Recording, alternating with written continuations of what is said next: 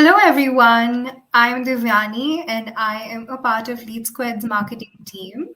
And today we're all here to talk about a very interesting topic called the secrets to sales success in 2023.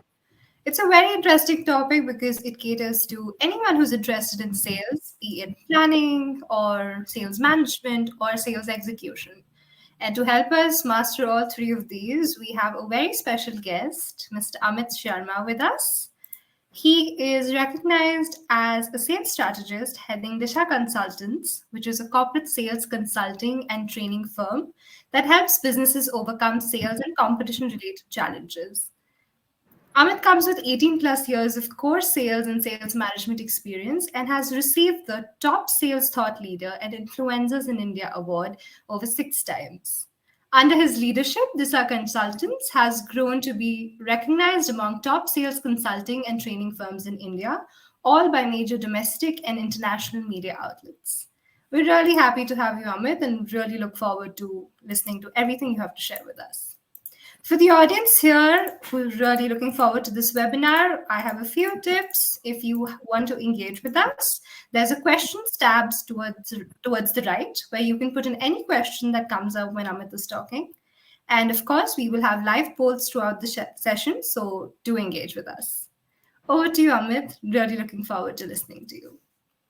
Thank you, Devyani. And everyone, how's everyone doing here? All right. I would like a lot of engagement from you guys before I begin. So I would like you to be on chat and let me know which city you guys are logging in from. I'm currently logging in from this beautiful city of Chennai. Where are you guys logging in from? Guys and girls, everyone, let me see. So I welcome you all, and probably we can have that poll as well. Now, the first poll to check it out. Meanwhile, let me see Shalendra from Bangalore. Okay, Mumbai, fantastic. Noida, Pune, amazing. Bangalore, Bangladesh, that's fantastic. Okay, let's see. Bhopal, Jordan. Okay, amazing. Ranjit from Bangalore, Jodhpur. We have audience from Pan India. That's fantastic. Glad to have everyone of you, and I see a lot of girl power also. Oh, that's fantastic. I'm a big fan of girl power, so I welcome each one of you to this fantastic webinar on sales management. We're going to get started in a moment while you take this poll. So meanwhile, Kolkata, Mumbai, oh, fantastic. That's amazing. And then we have someone from Andhra Pradesh. All right. That's my Whole of India joining in, Amit. fantastic. Yeah, it's amazing to see Hyderabad. That's where I love Hyderabad. I love that chaat and pani puri, and that's where my first girlfriend comes from, which is amazing. All right. Let's see. Indore. I love Indore.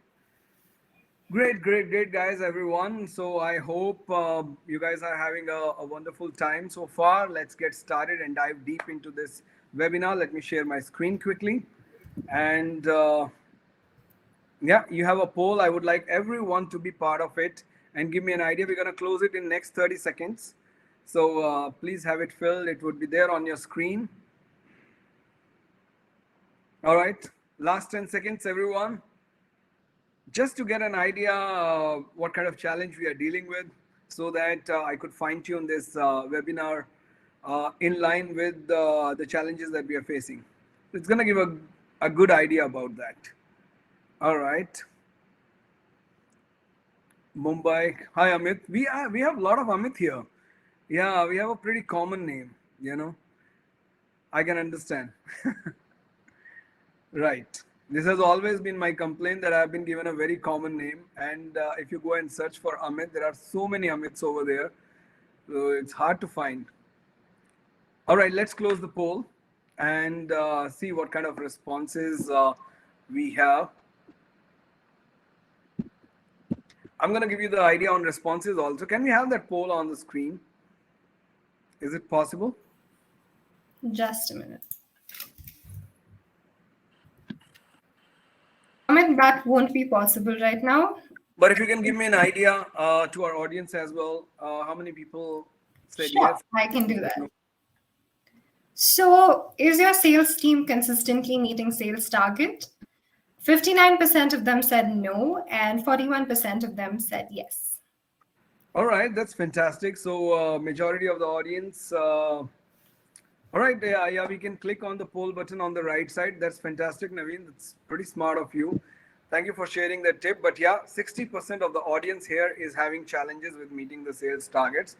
41% who are doing it. We have tips for you as well on how you can do it better. So let's get started. Everyone, I'm going to share my screen. Just give me a thumbs up once you are able to see my screen. So I have an idea that, okay, yeah, everything is good. Yes, Amit, we can see your screen. Great, great, everyone. So let's get started. In this webinar, I'm going to be covering a couple of things that are very, very important. One is setting sales teams goals, which is very, very important according to me. And I will discuss more about it in the first half of the session, followed by how you can set a performance driven culture in the sales team, no matter what the size of the sales team is. It's 10 people, 10, 100 or 100 people, or even 1,000 people team that you have. It doesn't matter, you will be able to do that with these strategies. Then how you can effectively coach them, this is a bigger problem. Hiring is a challenge, but coaching is even a bigger challenge.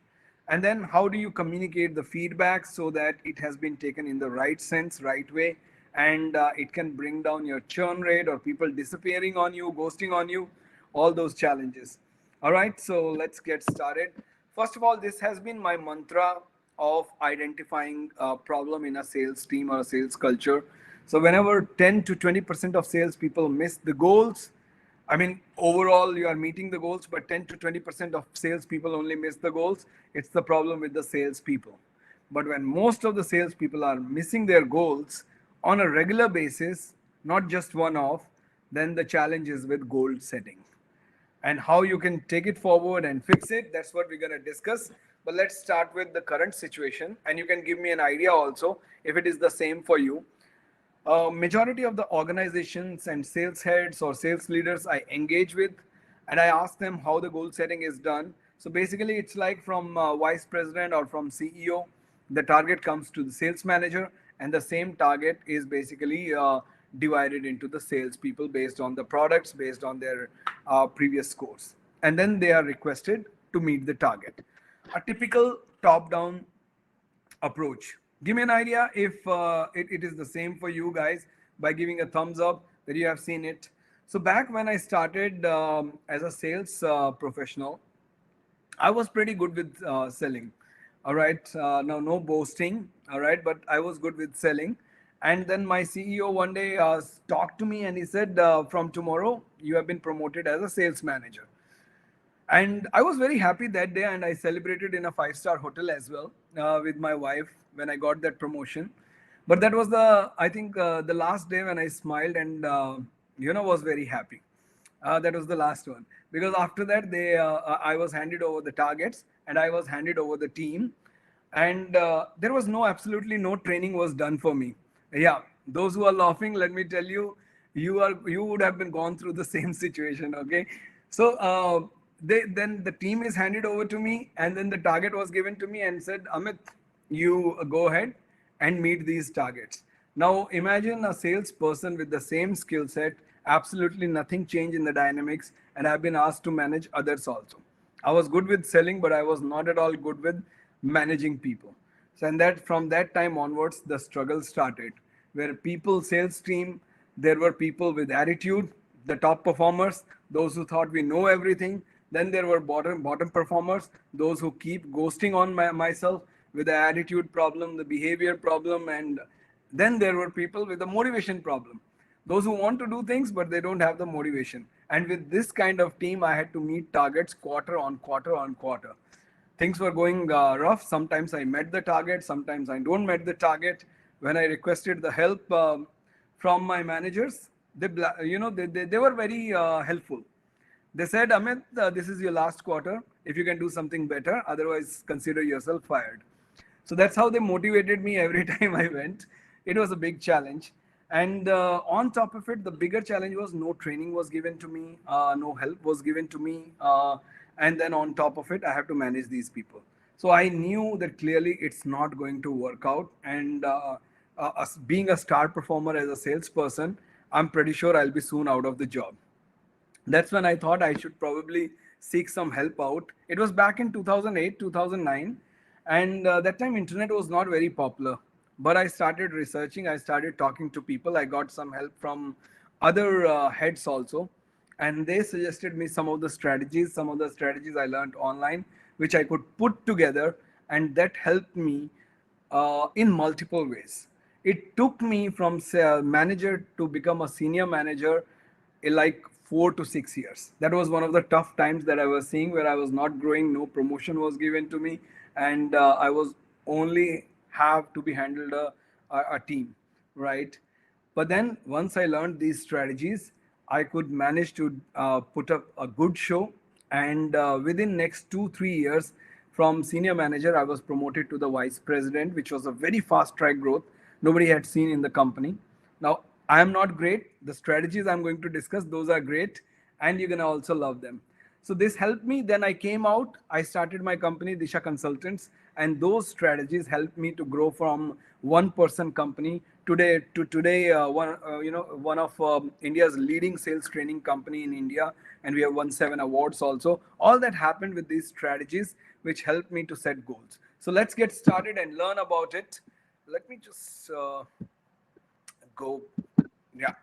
So these strategies, ladies and gentlemen, are based on the SMART model. Now you would have heard of it, and you might be knowing what SMART is. All right. So it's an acronym for being specific, setting goals which are specific, measurable, and those are realistic and time bound. Right. But that applies for personal goal setting if you want to set goals for yourself. But same thing with a little twisted, adding some more strategies, it can be used for setting sales team goals as well. So, shall we start? Are you guys with me, or are you already dozed off? Just give me a thumbs up to say you are still there. And behind, I can't see you. So, behind the camera, I don't know if you're sleeping or you guys are eating samosas and chaat pakoras. Really? You're They're sleeping? all pretty active. Don't worry, Amit. If they are sleeping, it's fine. But if you are eating something, then it makes me feel bad about it. All right, let's start with the first one is specific. Now, typical problem when the goal setting, as I said, many of them most of the organization follow a top-down approach. What they do is the goal setting is done at a large level of increasing the sales, right? So it is increasing the sales, and based on that, they set the targets. But goal setting is not designed to do that. It is designed to solve a specific problem, to identify a problem in your sales process and to drive your team to solve that problem. All right. Now, someone is saying screen is not visible. Could you please check on that? But let's talk about it. Typically, setting goals at a sales level that, okay, let's drive the sales, new sales, and those kind of things is not going to work out. What really works is if you can identify a problem in your sales process. So when I say your goal has to be specific and I say vertical, vertical means your sales process. So every sales process or a sales funnel has stages where you make a connect to the customer, and then you give a product or service demo, and then you go into negotiations, and then you go into the closure. So instead of just setting a target, why not identify in the sales process where we are losing most of the inquiries? If your goal is to increase your new sales or business development, then why not look at the sales process and identify 1 or 2 stages where we are lacking, and then fix that. All right. So something like a connection ratio. Connection ratio is the number of calls to customer connect. Now, many companies are going through it where they have a large database, their teams are calling, but they are not making the number of connects. Second can be the problem is from connect to initial meetings. So some companies, I come across a lot of startup companies or SMBs, SMEs, they are good with calling and all those kind of things, but they are not able to convert it into the meeting. So why not focus on that and incentivize and our team and set goals around that okay, let's have more number of customer meetings, right? Third is you can let us say your demos to negotiation stage is not a good conversion. So let's why not focus on that? Or probably if demo conversions are happening, then why not focus on the negotiation stage? Negotiation stage there are multiple challenges. Like one is you're losing a lot of leads in negotiation stage to cheaper competition. Then that can become your target and focus on your energy on that. Go micro, start bottoms up approach and focus on that problem. Second problem can be with the negotiations is like, okay, we are able to close the deals, but we are giving a lot of discounts. We are losing a lot of deal profitability on that. So that can become the focus. Or similarly, if negotiations to closure is a problem, you can focus on that. Or if in negotiation stage, upselling, is a problem where you have multiple products, but you're not able to sell multiple products as a package, or you're not able to sell higher packages, you can focus on that. So it is the whole idea is to go specific, to focus on one problem, take step by step. One quarter you can work on one problem, and second quarter you can work on second problem, and that's how you can overall haul your or improve your sales process or sales stages. That gives a lot of momentum to your sales process. This is what a bigger organization, larger organizations with big teams also focuses on, be it Google, be it Kirloskar, be it companies like Microsoft, Apple. They all do that, and that's how they have been taking it forward from 10,000, 1,000 employees to today what they are. It's amazing stuff. Let's go about, so far we have discussed how you can vertically overhaul your sales process, but that's not all you can do with goal setting. Goal setting can also drive a specific behavior in your sales team if done right. All right, so what kind of specific behavior you can drive? For example, let's say you're meeting your sales target, but you want to do better, right? How would you get faster growth? If you want faster growth, you need to do better than what the target has been given to you. So you can drive a specific behavior in your team. For example, let us say you're meeting targets, but you have multiple packages and you are only able to sell, your team is able to sell only lower packages. You can opt for higher packages. For example, you can your customer acquisition cost is very high. All right, you can try reducing that. Let's say you have sales cycle is longer. You're closing deals, but it takes 1 month, 2 months, or 3 months to close any particular deal. So on an average, your sales cycle is longer. You can focus on reducing that. So that kind of specific behavior you can drive into the team, and then you can get more results. For example, referrals. One of the biggest challenge for organizations of any size is getting referrals. How many people have a challenge here where your sales team is trying, talking to customers, but they are not able to get enough referrals? Give me an idea. Just type, if that is a problem for you, gives the thumbs up, or type a yes in the yes box or in the chat box. Give me an idea. Everybody is trying on their hands at referrals, but it's not working out. Only some of the customers who are really in love with you or your company, they give you the referrals. Otherwise, it's not.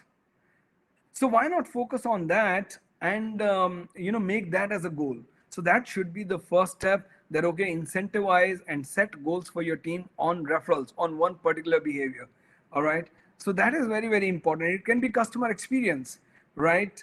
So many companies, they are trying their hands. They want their team to delight customers and make sure the more referrals comes, more repeat sales come, more business comes, but they're not able to do that. Why they are not able to do that, even though they are training their teams? Because they are not setting goals around it. So similarly, you can increase the lifetime value of the customer. For example, repeat sales you can increase. All right, revive dead leads, lost customers. One of the challenges to revive lost customers. Now, right now, I'm dealing with one of the largest corporate.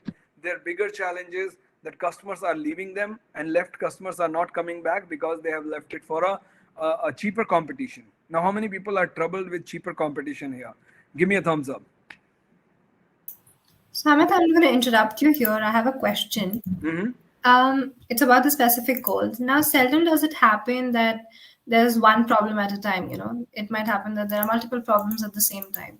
So, what is your suggestion? How do we prioritize which problem to solve first? And if we are taking them together, what are the strategies we can do to ensure that there are no problems going forward? All right. That's a very good question, Devyani. So, typically in an organization, successful organizations, what they do is they focus on micro problems and write down all their problems. And how do they separate it based on their larger goals? For example, your goal is to drive new sales. And in new sales, I mean, you want to double your, let's say, sales conversions. In sales conversions, you have multiple problems like your demos are low, and your negotiations, you're losing deals, and your cheaper competition, you're losing deals. Then they rate it. It's like a rating system. Okay, our major problem is we are losing deals to cheaper competition. That is the first bigger problem. Second problem is our team from demo to sales, they are not able to convert that part. That is the second biggest problem. And based on that, you can do goal settings. You can pick one area, you can pick two areas also.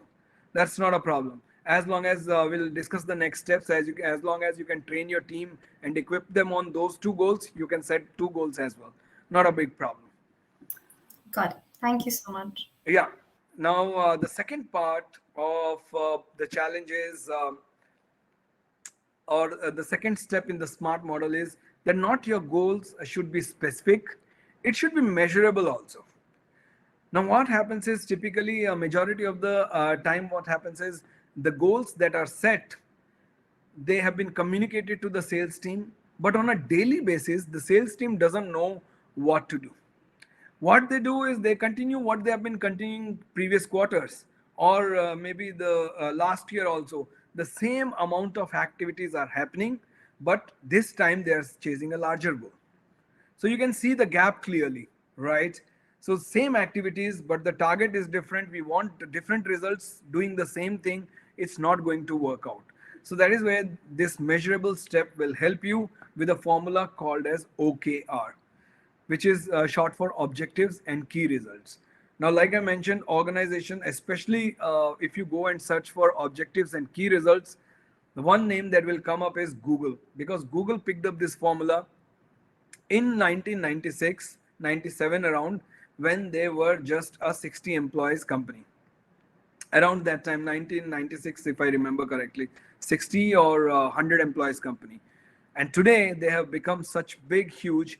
One of the reasons is because of this formula OKR, where you divide bigger objective into smaller activities that gives you the key results. For example, let's say your goal is we want to increase upsells, which means we have multiple packages or multiple products, and we want them, our team, to sell those as well. So a goal can be set around it, but at the same time, you have to set the key results. Now, key results is nothing but the activities, precise activities that the team has to do on a daily basis to achieve those goals. It can be they have to double their sales calls, or it can be they have to double their email campaigns that they send, or it can be if you're doing it online on social media, increase the number of connections they have to send, or increase the number of messages they have to send, or figure out some other way. But it has to be aligned with the objective that you want to achieve. So you need to do that math. For example, you need to break down your bigger objective into activities. For example, let's say sales conversion. If you want to increase sales conversion to double, to do that, how many leads you gonna need? How many inquiries you're going to need? Let us say for your marketing team is supplying 1000 inquiries every month, but to meet this goal you need 1500. So what you need to do is you need to figure out those 500 inquiries, where it would come from. Are you going to ask it from the marketing team? Or if your sales team has to generate those extra 500 inquiries, then what they need to do? Should they need to do more calling? Should they need to do more meetings? Should they need to do more online? What they need to do, and that has to be precisely written in front of them. So what will happen is whenever sales team steps into the office, they exactly know what they need to achieve day on a daily basis to get those results. Remember, if you're setting weekly targets for your team, such kind of key results on a weekly or monthly basis, it doesn't work. It is like a new year resolution where everybody is excited to do it, but nobody does it unless it is daily basis. So, right, daily basis only. Any target if you want to meet in your personal life or in your professional life, it has to be on a daily basis. Like when you get up from the bed, you should exactly know when you step into the office, what are the 5 things that I need to achieve. You should know and your team should know, only then it will work out. So similarly, your goals has to be attainable. Attainable not by you, but by your team. What I mean is they should be equipped with both motivation and the skill set. Very important. If one of them is not there, the goal's not going to be met. This is one of the biggest problem today, where everybody is designing incentive plans to motivate the team so that they can meet the targets, but they are not meeting the targets because the right training was the right skill set was not given to them. Others, they are giving the right skill sets, but their team is not meeting the targets because the right motivation is not there. Motivation is there only in the form of money, where an incentive plan is given to them. That's a big problem. Now, some people get motivated with money. Someone who is very greedy like me, I get motivated with money. But not everyone is like me, right? So you have to identify each member motivation. Like salary hike will motivate them. What is that they want next year? Ask them. Typically, managers don't ask them that what they want. Salespeople also don't tell them, and then they go out criticizing managers that managers are bad, they are showing favoritisms and they don't listen to us. I asked them that, did you talk to your manager and tell what you want? No, sir. Then how do you expect managers to know? I mean, can they read mind or something? No. So it is very, very important that manager talk to the sales teams and ask them, what is that you need next year? Do you want more salary? You want more promotions? You want to travel overseas? You want fast promotion like your superstar salespeople? They would expect fast promotions, right? Or you want relocation into some places? What exactly motivate a person? If you can get their motivation, you can mold them in any ways you like. That is how it works. That is how politicians are using it for a very, very long time. And this is how it works, right? This is how CEOs mold investors, or CEOs mold their teams. Give the right motivation and then people will follow it. So, So, yeah, go ahead. yeah, so it all comes down to communication, right? And now, for everybody to establish this communication, do you have any strategies that you could probably share? Because I'm pretty sure this is not everyone's ballgame. So, is there any specific strategy you would want to share? Okay, right. Now, the strategy that I have recommended to most of the organizations and that work, one thing is have frequent meetings with the team at a team level, at an individual level also. And when you are in the room, you shouldn't be the one talking. The I mean, in sales, there is a rule. If you want to be best in sales, then you should not be talking. You should be making other person talk. So make them talk. Ask them questions. What do you like? What do you like here? What do you like to do next year? What do you like to do in the next 2 years? So that the motivation will come out. So that these are some of the things that we need to do, and spend more time with people rather than on reports. That is what I always follow, right? So I would prefer, rather than looking at a remote, I would like to sit beside that person and listen to them, listen to their calls, and that's what I used to do, and that's what I recommend everyone, and it has delivered great results. There is nothing like personal touch. So coming back, I hope that answers the question, Devyani. Right. Let's go to the next part of attainable, that the target that you give to your team, they should be able to attain it. One is motivation. Second is the skill set part of it. They should have the right skills also. Now, this is one of the ignored area. Let me tell you, I was never given a training. Never in the name of sales training. I was always given a product training, and I for a long time I kept thinking that it is the sales training. Right? How many people have gone through that experience? Give me an idea. Can you type yes in the chat box that you have gone through it, where you have been, as a salesperson, you have been given product training in the name of sales training? All right. So that's right. That's one of the biggest challenge. So then as soon as I became manager, the only thing I have received from the management is the pressure and the targets. So two things, targets and the pressure and nothing else. In the name of help, figure it out yourself. And that is a kind of, I didn't even got training, not product or not service. Shashank Jain, let me tell you, let's connect after this and we're gonna do a lot of bad mouthing on that. Okay. But yeah, that is what is going around in the industry, that in the name of skill set, neither managers are trained on the right skill set and nor the teams are trained on those skill sets. So it is up to you, good or bad managers, that you need to figure out what exactly the kind of training your team needs. Now, training in itself is a bigger challenge. What kind of training can be organized? Is it the motivation training in terms of sales? Because there is sales motivation training, then there is skill set training. And how do you find? So the idea is simple. Go back to your sales process, write down all the steps in your sales process, like customer connect to product demo, from product demo to proposal, proposal to negotiation, negotiations to closing, closing to follow-ups, and see or calculate the conversion rate across and see where the biggest challenge is coming. And wherever you see the biggest challenge, you focus on that part and organize the training for that particular thing. For example, you organized, let's say, product presentation, the team is not doing good. Then you organize a training for that and organize it from an outside organization. Because my team, they stopped listening to me for a long time. Internally, I don't have an impact on them. All right, no matter how good I am with them, they won't listen to me in terms of training. So I was talking to Big Basket. They invited me for a training, and I was talking to their senior sales manager. And you know what is the first thing he said? He said, Amit, I know sales, and I know sales much better than you, and I can write it on paper and give it to you. All right. He said that to me. I remember it how he said it, that I can write it on paper and tell you that I know much things better than you.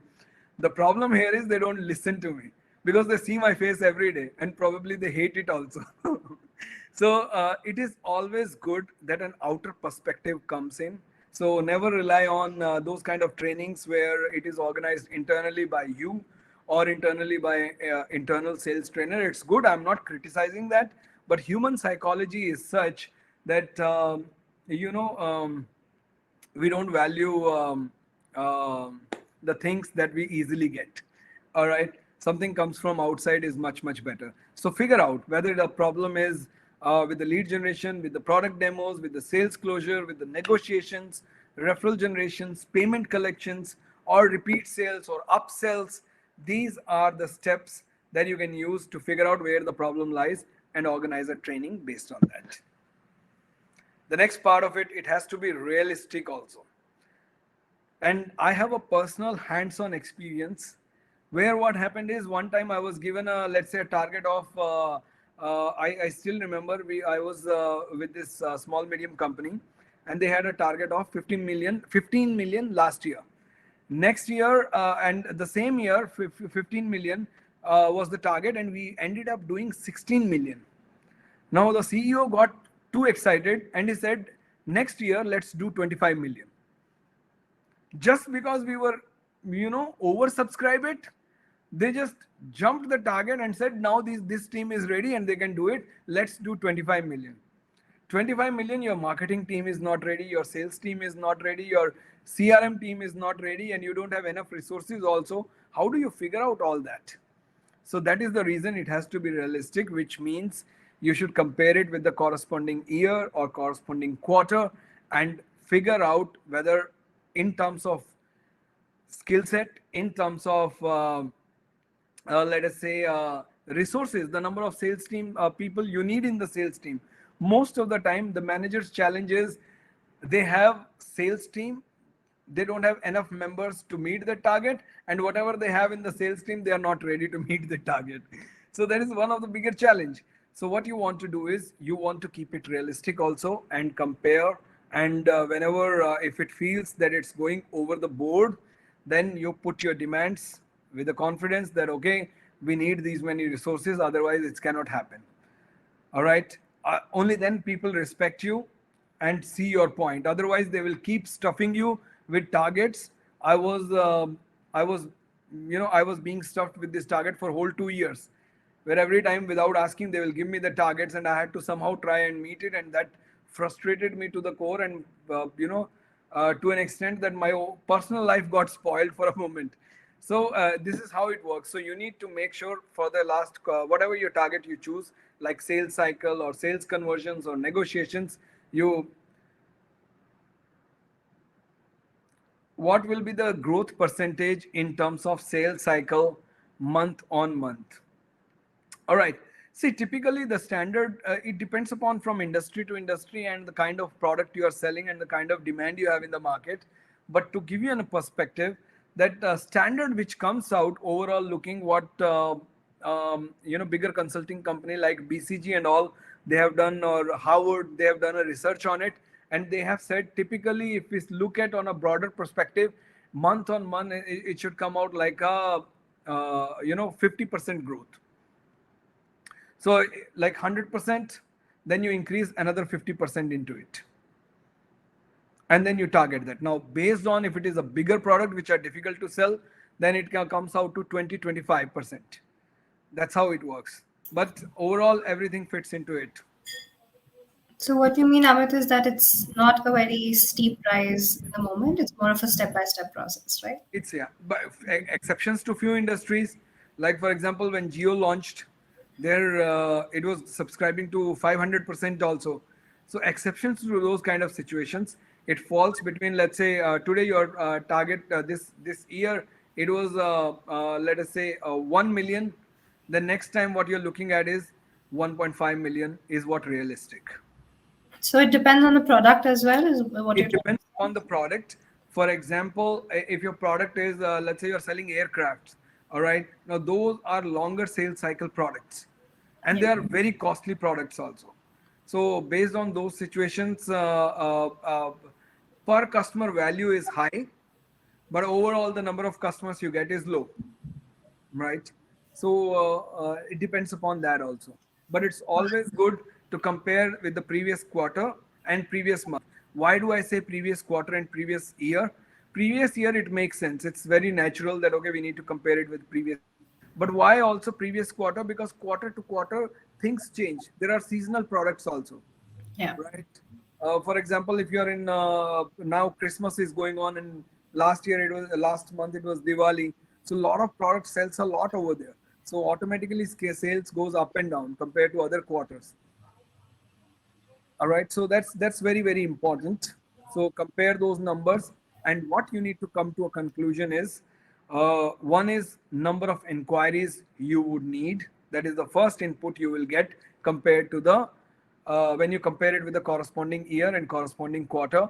Like now the target has increased, we need to do more sales. How many inquiries we gonna need for this? Looking at your sales conversions. All right, if your conversion is 20%, which means you need last year you had 100 inquiries for an example sake, and you converted 20 sales. This year your target has increased, so which means based on the same conversion rate, you're gonna need 150 inquiries. This is required so you can communicate it to your marketing team also, or you can plan it accordingly if only sales team has to meet those targets. Second input you're going to need is the number of resources required for it. For example, you cannot overburden your team. Overburdening your team and straight away increasing their call targets or email targets is not going to work out. Looking at the last year and this year, you need to figure out how many resources you're going to need. All right. And then tell it to your management or whoever you're reporting to that, okay, we're going to need these many inquiries and we're going to need these many resources and we're going to need this kind of training also. We'll talk about it in a moment. But that's very important. These inputs has to go to the management. The last part of goal setting, ladies and gentlemen, is tools and training. So SMART, we covered. Your goal has to be specific. Your goal has to be measurable, attainable for your team, and realistic also. Now, tools and trainings. Now, many times I have seen everything is in place, but the right tools and the right training is not there. And because of that, sales team misses the targets, or they are not consistent in meeting the targets. So how you can overcome this problem first starts with tools. Now in tools, what is important is before you decide what tools you're going to need, what you need to do is identify your productive activities and non-productive activities that your sales team does. Here is a sample. For example, productive activities are those which has a direct impact on sales conversions or sales. For example, your team making calls, your team sending emails, your team doing follow-ups. These activities has a direct impact on your sales and sales conversions or customers. That's why they are called as productive activities. Then there are non-productive activities. Non-productive activities like updating the CRM, updating the reports, they are important, but they don't have a direct impact on your sales. So what you want to do is you want to identify what are your productive activities, what are your non-productive activities, and you want to free your team from non-productive activities. And the formula is AD, either automate it or delegate it. Simple. Whatever you think your team should not be doing, because these exercise, these activities takes important time in a day, and that important time can be given on focusing on sales conversions, talking to the customers, because that's what brings in the money, that's what meets the target. So what you want to do is either you automate it or you delegate it. For automation, you need tools, and you accordingly identify which activity you want to automate, and you find a tool for it. Or if you want to delegate it to some other teams, you can do that. But that's how you make your team more productive. That's in terms of activities. Now, tools and trainings in terms of skill set also. Like I mentioned, you need to identify where your team is struggling and organize a skill based training for that from external organization, and that training has to be customized to your requirements. What I mean by customized is basically to identify your challenges, understand your people, understand their motivation and current skill set, and then create a training for it. Typically, outside, what happens is, or most of the companies sell standard sales training where they will come, use some examples from your industry, and deliver the training. It doesn't work like that. It's going to be a failure. So, it has to be a highly customized training, individual focused training, so that individuals and their weaknesses can be identified. You can also help in training by creating a chart where for each individual member of your team, one side you can write their strengths and one side you can write their weaknesses and give it to the training company. And that makes it a highly performance driven training. All right. So that brings me towards the end of this session, ladies and gentlemen. To summarize, you have to set smart goals for your team, and that will help your overall development of your team and meet your targets. Quickly, two more aspects I need to run. I'm going to run through you. How do you set the culture of the team also? So, healthy culture has to be set, very important. And in a healthy culture, basically what happens is the team is motivated, and your turnout or churn rate of people leaving you is very very less, and it's more positive productive environment. So how can you set it? Now that responsibility lies on you. First of all, just like our Indian military, give them a bigger purpose. So, right, Indian military, there is a lot to learn, and one thing we can learn is why people are ready to give away their life, everything, and they don't care about staying back at home with the family. Also, they just go live in some very difficult areas and situations and do it because the motivation is very higher. Nationality is the motivation there.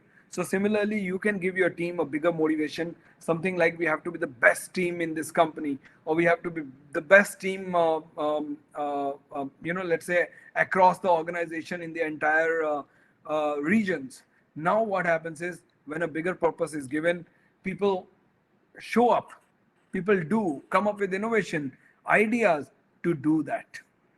Second is introduce a budding uh, process where whenever you are a weaker member, like who are below average performers, you always make them sit next to uh, the sales superstars that you have.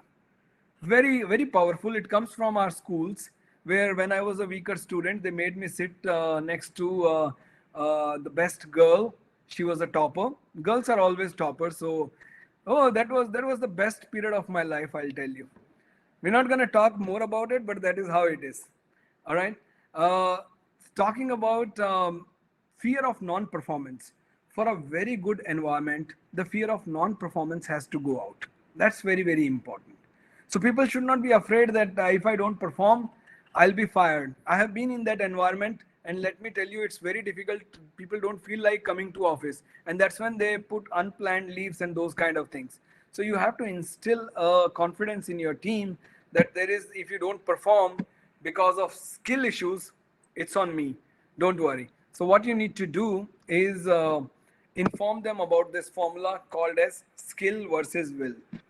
Skill means if you have a skill problem, I am the owner of that, and you are not going to get fired for that. But if you have a will or motivation problem, you are responsible for it and you will be fired for that. Motivation is something that you have to bring it in you, right? Something like erratic behavior, not coming, not informing, and all those kind of things, that's on you, and you get fired for that. But if it is a skill issue, I'm gonna keep it and I'm gonna keep grooming you no matter what, how bad you perform. Once that non-performance fear is out, then people, you will see the real magic happening over there. All right. The next part is recognize and encourage initiatives. If anybody is helping others, coming up with ideas, keep that also as part of your promotions plan. All right. Tell them that I'm going to consider this part also, that part also, and it's going to be the overall observation, not just your number of sales. All right. Celebrate small wins with the team to keep them motivated so they feel that you're close to them. When people feel close to you, they open up and they discuss their problems openly. All right. Don't burden your team with regular trainings, only specific skill based trainings. All right. That's very, very important. And like Devyani was asking, regular communication should happen. And the last part, ladies and gentlemen. So, all those who are sleeping, wake up. We are into the last part. All right. Set clear and early expectations when you're giving a feedback. All right. What it means is, uh, I have seen managers, they keep observing that people are not performing and they wait for that appraisal to come so that they can give that feedback in the appraisal only. That doesn't work, right? What works is you first set clear expectations that this year, this quarter, this year, these are your targets. If you meet the targets, you qualify for the promotions. If you don't meet the target, don't even ask me. Now, once it is early communicated to the people, then it is a set expectations. And people also know, right? Second is identify erratic performance behavior in the beginning only. Like someone is month on month or week on week missing targets. Then what you want to do is you want to talk to them right then, not wait for the quarterly review or monthly review or annual review. You don't want to do that. Ask questions, what's going wrong, why going wrong, because my boss I had, he always looked at me to blame. All right. So every time there is a performance issues, he will come and blame me. Amit, you are doing this, you're not able to do it, what is happening with you? And he never thought of communicating and understanding my problems. Otherwise I would have told that I'm not ready and you need to organize training for me. All right. So praise in public, criticize in private, that is my formula. So anytime I praise anyone, I praise it in public, and whenever I have to criticize anyone, I take it in a separate room and I criticize them over there. Identify the will and the skill issues. If you have a person who is not performing, is it a skill problem or is it a will problem? Skill problem, then you create a training plan for them. If it is a will problem, then you create a behavioral plan for them, which means you tell these are the areas where I find your behavior is lacking. I'm going to monitor you for the next 6 months.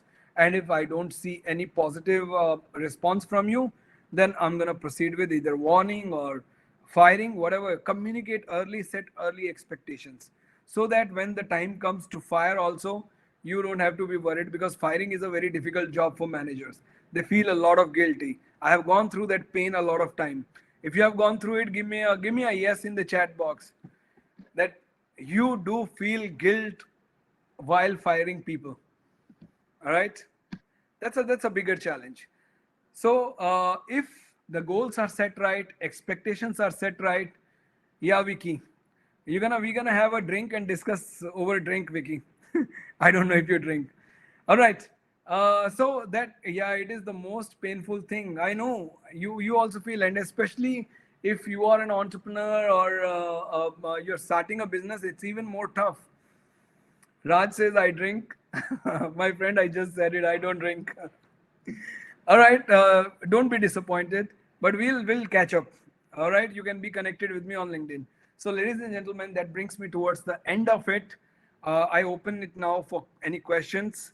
I hope it was insightful for you guys. So, any questions are there, you can ask me now. Thank you so much, Amit. We really, really enjoyed the walkthrough through all the smart goals, and it was really helpful. I'm sure our audience took back some really, really useful strategies for their businesses. So there was one question that I had, so I'll probably start with that. When you were talking about tools and trainings, right? So at that point, you also mentioned automation during when it was about non-productive tasks, and I just wanted to understand how important a role does a CRM play in such a scenario. It plays a big role, and I've seen many small medium organizations, they are still dependent on excels and other similar tools, and even if they have an crm, it's not a full-fledged crm. Let me tell you, having a crm is very, very valuable, because it's not just for leads tracking or report. It automates a lot of things.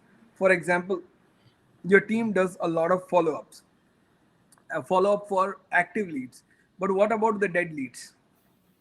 Dead leads automation, follow-up automation through email can be done in crm. Sending invoice to the customers can be done in crm. Automatic call dialers, now any sales tools that you see, they have they connect with your crm. Automatic tool dialers, call dialers can also be done from crm, and you can get any reports, in fact the standard reports that you have, that in itself is enough for you to give you an idea on all the problems with your sales process, whether it is tools related, whether it is process related, whether it is sales stages related, or team skill set related. They are good enough to give you that kind of report. So you should go for a good crm, and it is always valuable.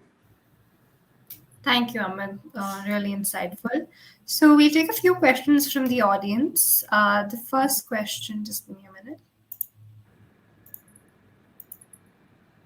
The first question is by Grace. She asks, what are the top KPIs we should be looking at aside from sales targets? Now there are a lot of kpis. Could you be specific in terms of what? Or rather, I will help you. I'm not sure if I can share my screen and show it to you. Or Devyani, if you can share the screen.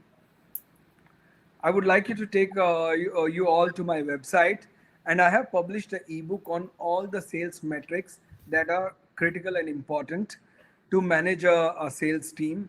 So you can look at those and make a list of it, because for every sales stage, whether it is lead generation or product demo or negotiations, there are metrics to measure it.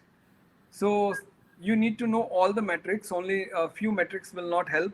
Some of the metrics that comes on top of my head is which are most important to managers and CEOs would be sales conversion. What is your sales conversions? Which is basically the number of leads you got, and out of that, the number of sales you received. Second one, bigger one, would be the sales cycle, what we call it, which means the amount of time it is taking for you to your team to convert those sales on an average. Like, is it taking 4 weeks, 8 weeks, 12 weeks? So you should know, so that you can see if it is as per the standards or we can reduce it. Third one is sales value, like per sale, how much amount on an average you are getting, right? Then fourth one is deal profitability. Deal profitability means the kind of, let's say the price was 10 rupees, but your team is giving discounts and closing the deals for 6 rupees. So you're losing 4 rupees over there. Now their deal profitability goes down, which will impact the revenue. So you should know what is your deal profitability also. Then customer lifetime value and repeat sales. Customer lifetime value is nothing but overall how valuable the customer is. For example, his first sale, second sale, third sale, every year you get one sale from him, and that sale value may be 10 rupees. So, and customer stays with you for let's say 5 years. So, what is your customer lifetime value will be 50 rupees for you. So you need to know that so that you can understand what your repeat sales is going to be, and for allocating funds to marketing and all this kind of thing, this is very very important. So these are on top of the head, but I'll share that book with you. Maybe I'll, after this webinar, I'll share it with Devyani and she can share it with you guys and girls, of course. I will definitely do that. We'll take up another question from the audience, Amit. Yeah. So Devansh asks, how do you define targets in the initial phase of a launch, for product launch? Pretty sure. Okay, that's a very good question. Now, in a product launch, and who asked this question? Devansh Savani. Yeah, thank you. Vivansh, so when you're in a product launch stage, your uh, your target with the sales team should be they should start generating interest in the market. So by the time the product is launched, you have some interested customers who are ready to try it or who are ready to buy it. So what you want to do is you want to prepare your marketing materials around it and have your team start meeting the customers and deliver those presentations to communicate initial idea. So your targets can be set around that, and you can start creating that pipeline that okay, in the last 2 months we have delivered this presentation to 100 customers, and that becomes that goals can be set around that. So by the time you launch the product, you have at least some people who are ready to look at it and who are ready to buy it also. It's a big thing for any product launch. Great insights on product launch. I'm pretty sure a lot of people would really benefit from it. So, Amit, we received one question via email as well, which Mhm. is, how do you align your sales and marketing strategies for growth?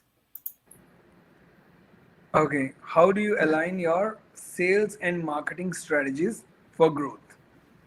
All right, during the webinar, I mentioned about the number of leads that you should prior to going into taking that target, you should know the number of leads that you will require to meet that target.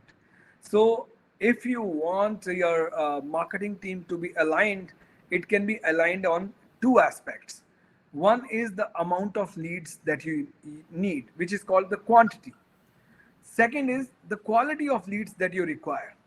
What it means is, okay, your marketing team might be generating hell lot of inquiries, which is coming to your sales teams. But then once it comes to the sales teams are calling them and they're saying, sir, customer is not interested. This is not the right customer. They don't even need the product.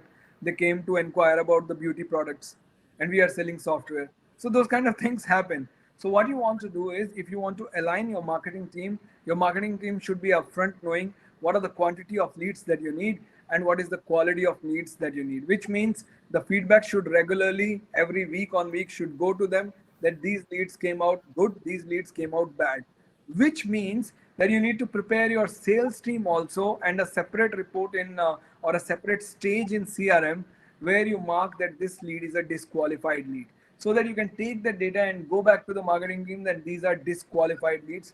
We want to return it back to you, keep it to yourself, get lost and fix that. Definitely. Thank you so much, Amit.